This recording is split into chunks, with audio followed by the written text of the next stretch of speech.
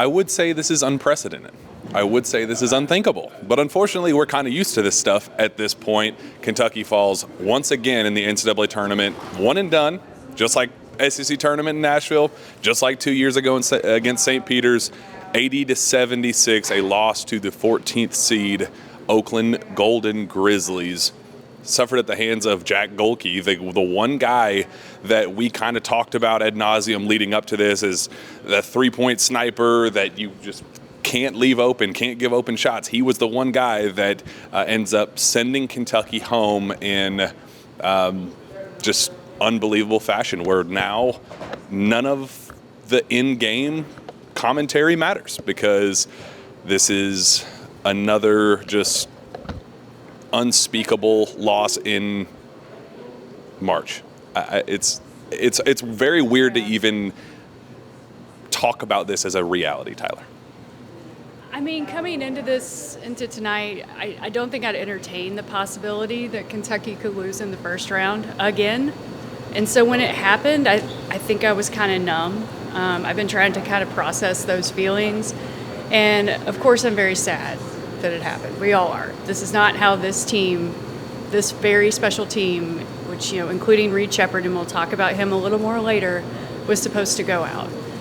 And as fans, we're heartbroken about that. But for me, I do feel like there's a sense of relief because it feels like of all of the scenarios in this tournament that could happen after this crazy season, there seems like there is going to be some certainty, I hope, some clarity about paths forward, what will happen. We don't know exactly what's going to happen with John Calipari's future, but to me it kind of feels like the writing's on the wall. And we just can't keep going forward like this. 2 first-round losses in 3 years. The one that wasn't was a second-round loss. This is not Kentucky basketball, and it's just not sustainable anymore. Yeah. So, Stephen, you are our resident passion-filled human being. I know that you take these losses harder than just about anybody. I know this tournament run was important for you just in terms of, not having a middle ground, not having a what happens if we get to the Sweet 16 and you lose in a heartbreaker at the buzzer, that awkward gray area. What happens then?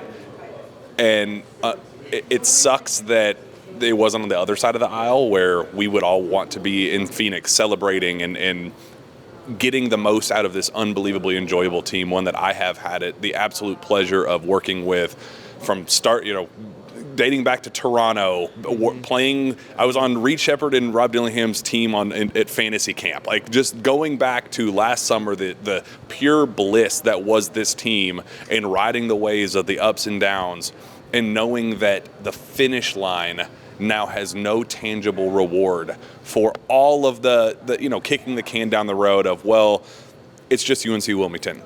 It's just 3 home losses at Rupp Arena, something that's never happened before. We can accept all of those things because we know what the end vision looks like. Now that's not even a thing. Now Built for March meant absolutely nothing from the beginning. Stephen, how do you weigh those emotions knowing what being a Kentucky Wildcat means and the blue blood status that unfortunately they have not been very blue as of late? We'll always have Global Jam. That gold medal, man. Yeah, we got gold standard. We make the one shining moment real with Global them, Jam. I mean, we Yeah. need to. I think we need that. Sorry. Continue. No, you're fine. Man, it sucks.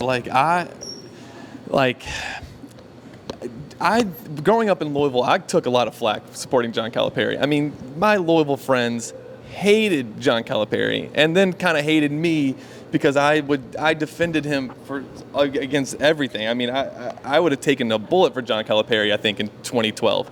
I just came short of worshiping that guy. I was in Paducah, Kentucky for the trophy tour, and I remember when Matt Jones actually came off the bus first. But isn't that weird? Yeah, that's weird. Matt Jones was riding the bus with John Calipari, but John Calipari comes off the bus, and I think he's a god. Like, I look at him like he has made my life, and it's just a basketball game, but he's made my life just so happy. I'm looking around at all the people around me, all my friends are all Like, this guy did that because where we were at, I didn't think I would ever see a championship again. I mean, I just thought the kind of guys we were bringing in wasn't Kentucky talent, and John Calipari flipped that switch so fast. I mean, I idolized that guy. Like, he brought so much joy to me and my family and my friends, and I just, all the talk right now about like he can't come back next year, and that seems to be like there aren't very many people that are saying otherwise, and I never ever thought ever that this is where we would be with John Calipari. I never thought that it would be like this, so I'm just devastated.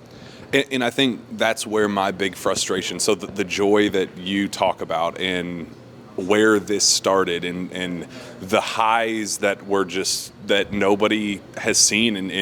I couldn't tell you the last time a team in the college basketball landscape dominated and had highs and excitement the way we saw up until that 2015 run with Kentucky. And we had stuff since. I mean, the 2016-17 team was a blast. Yeah. And the Tyler Hero, PJ Washington, like, we've had those moments. But the issue that I have with accepting what the product has been the last several years and what the end result has been is if you accept the way things have looked now, it dampens the glory that we had experienced to start this and the product and the true gold standard of all of this.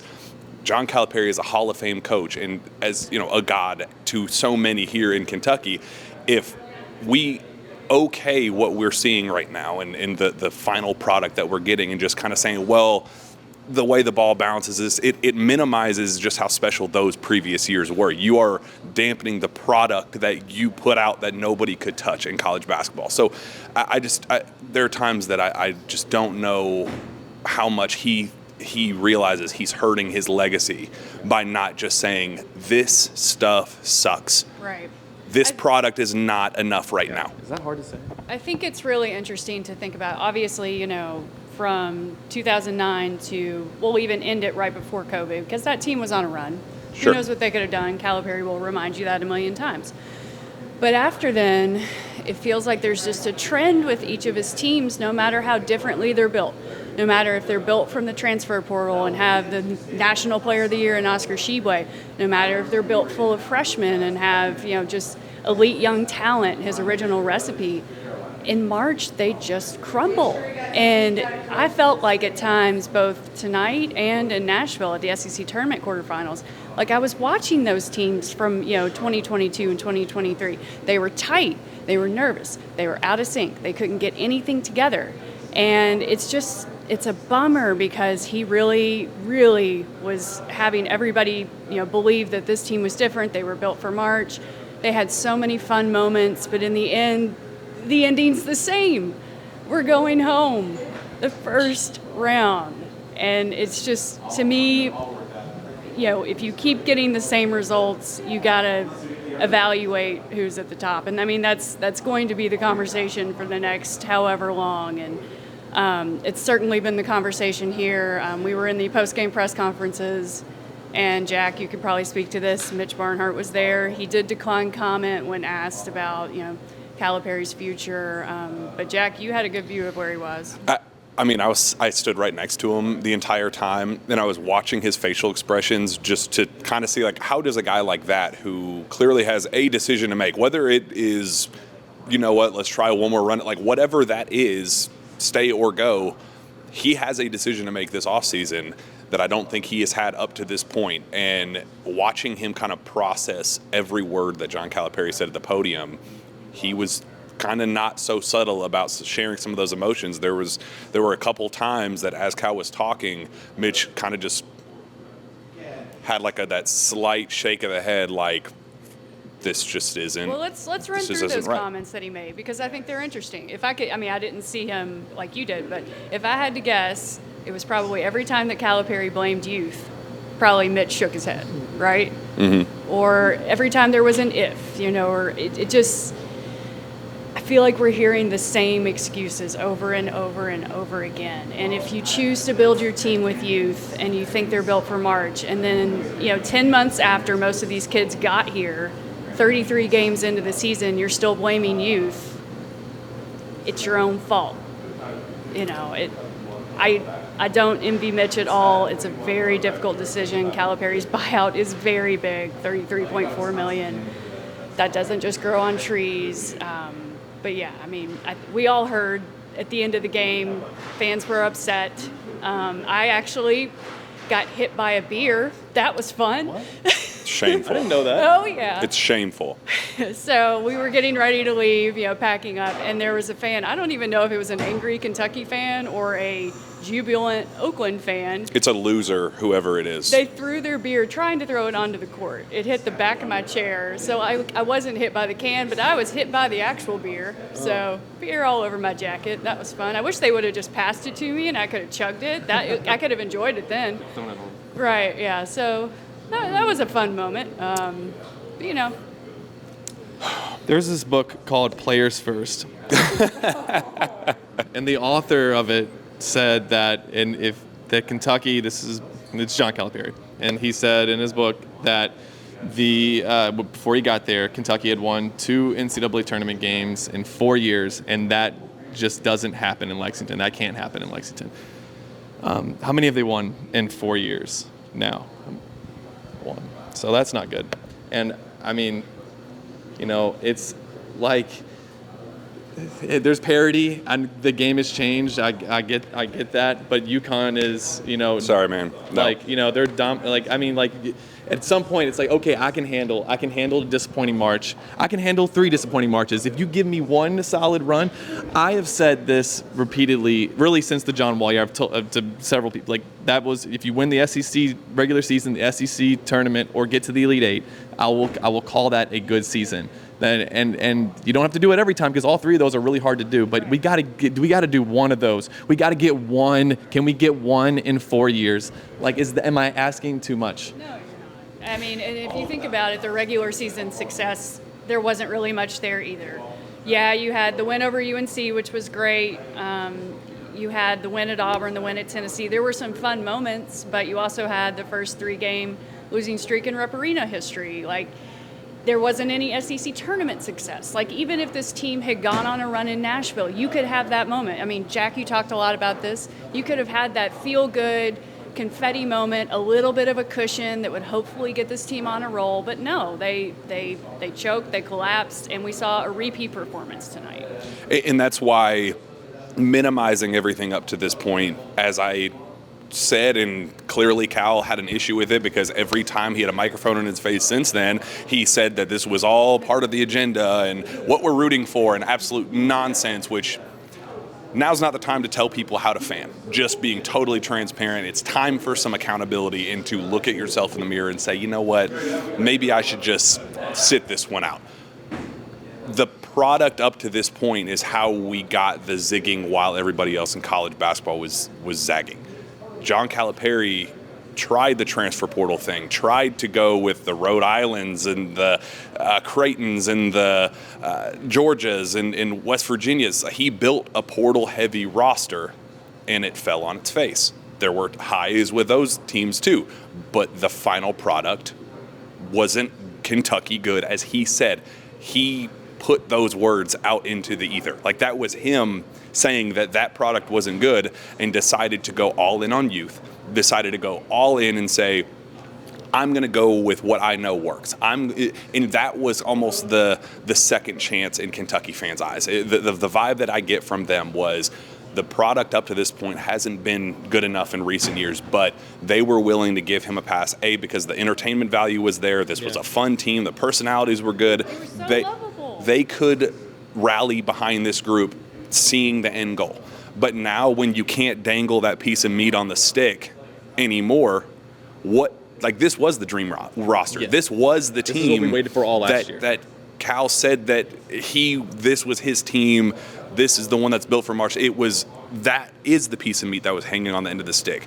And now it got ripped off, and a stray dog named Jack Gohlke took it and ran it into the round of 32.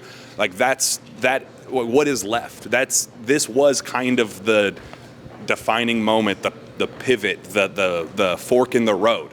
This was choosing one path and sticking by it and saying we're pushing all of our chips in that.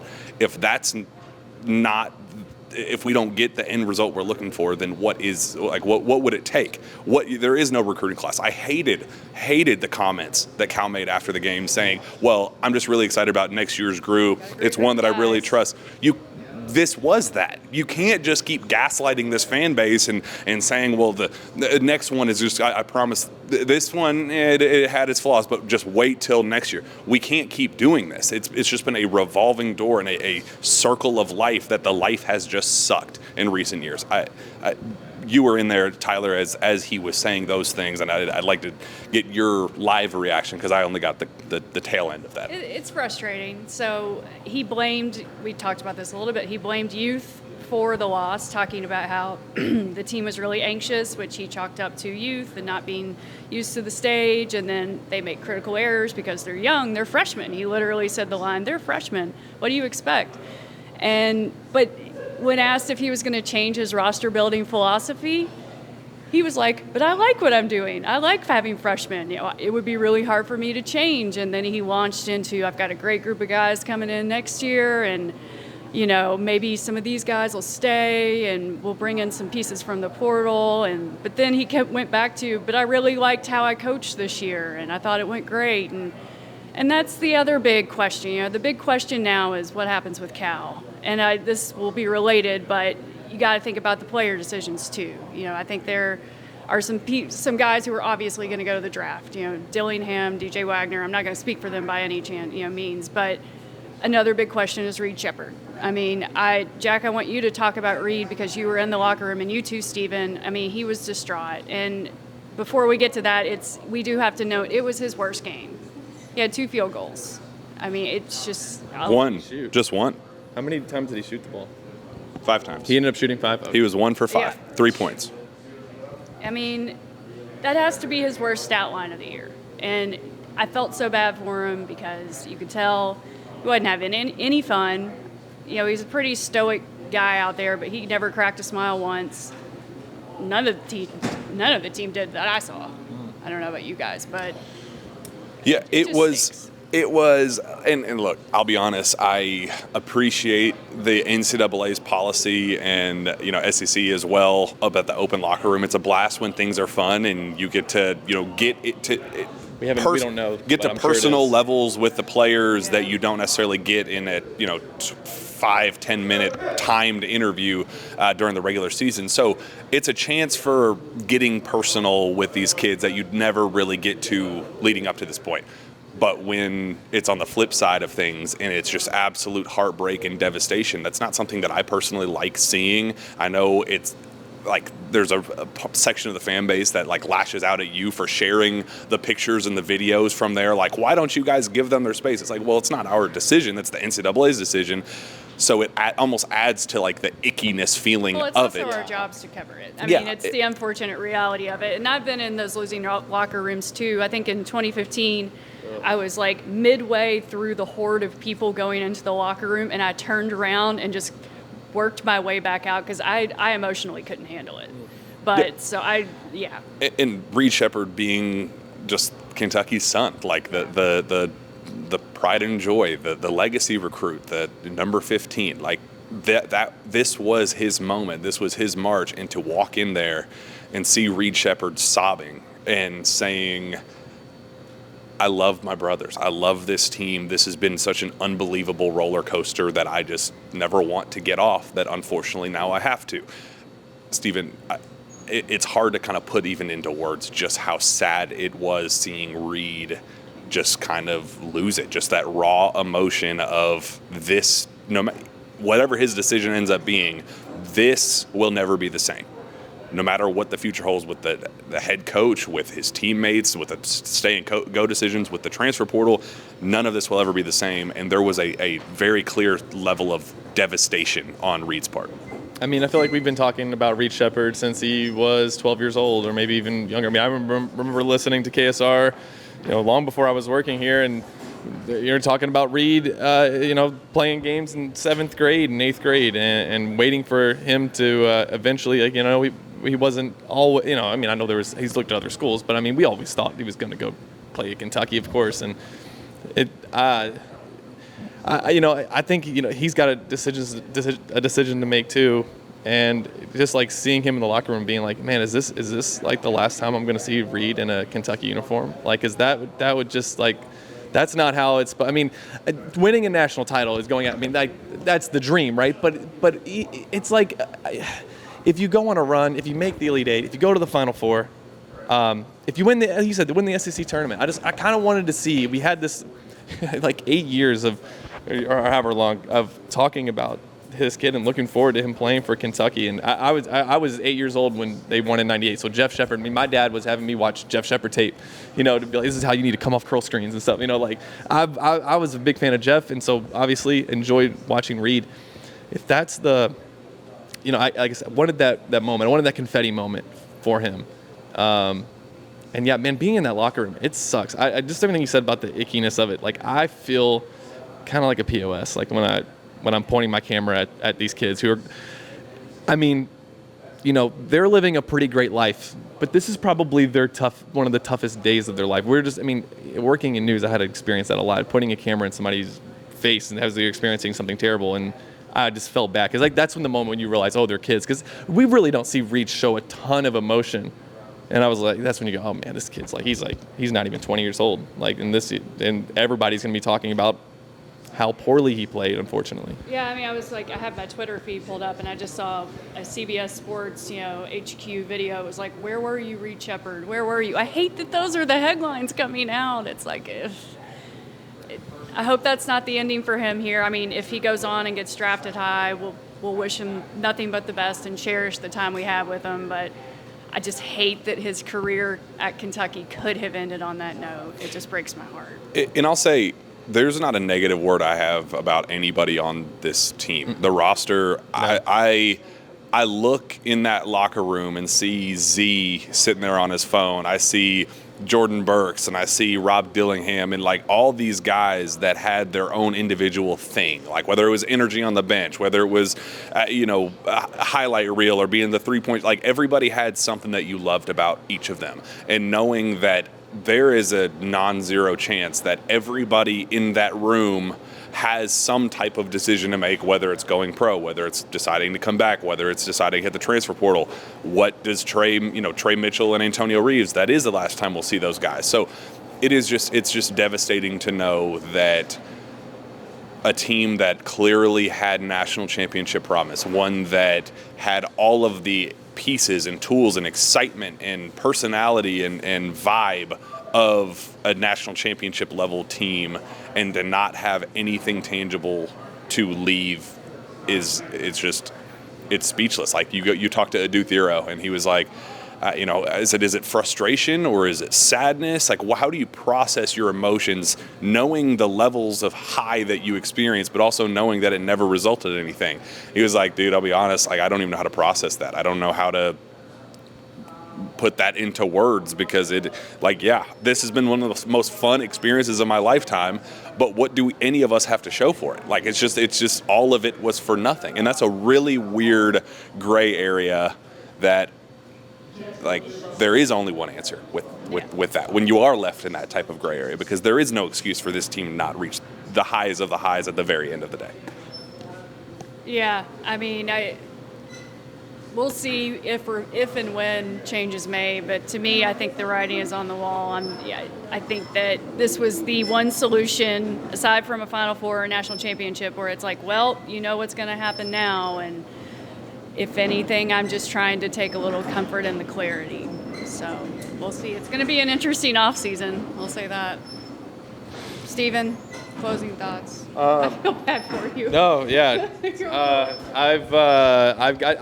been my dream to cover Kentucky basketball and football, but so far I've seen 0 SEC tournament wins and 1 NCAA tournament win over Providence. So, still not seen a second weekend, by the way. Yeah, or a Sunday in Nashville. But and it's hard to look into next year and be like, okay, well, yeah, Jaden Quinton's coming and Boogie Flan and these guys, and I'm sure they're good. But will we play the right lineup? Like, will we see a lineup that goes, oh, that works. You could actually win a title with that lineup. And Cal will say, not so fast. we're going with something different. It's like, how do I get excited? Like, I asked you just a few minutes ago, like, how do I go to Big Blue Madness next year and be like, here we go? I just don't know how I do that with this. And I loved Cal. Everything that Cal, all this happiness that he's given me, and it's just a game. It's just a stupid game, but it matters to a lot of people. And I know he's given the entire Commonwealth and all of Big Blue Nation a lot of great memories. And if this is the end of the road, like, I hope that there's a day, and it may never happen, but that there's a John Calipari day in Rupp Arena, and we thank him for everything that he did. And, maybe he'll come back and he'll win number 9. I don't know. But We cannot just keep dangling the piece of meat in front of these fans. The fans deserve to eat at some point, and unfortunately, they have gone hungry. We will see what happens. It's going to be a very interesting couple of days, hours, days, and weeks, absolutely. But unfortunately, the offseason begins now, and we're very upset about it. For Jack, for Steven, for Tyler, we're sad. That was depressing.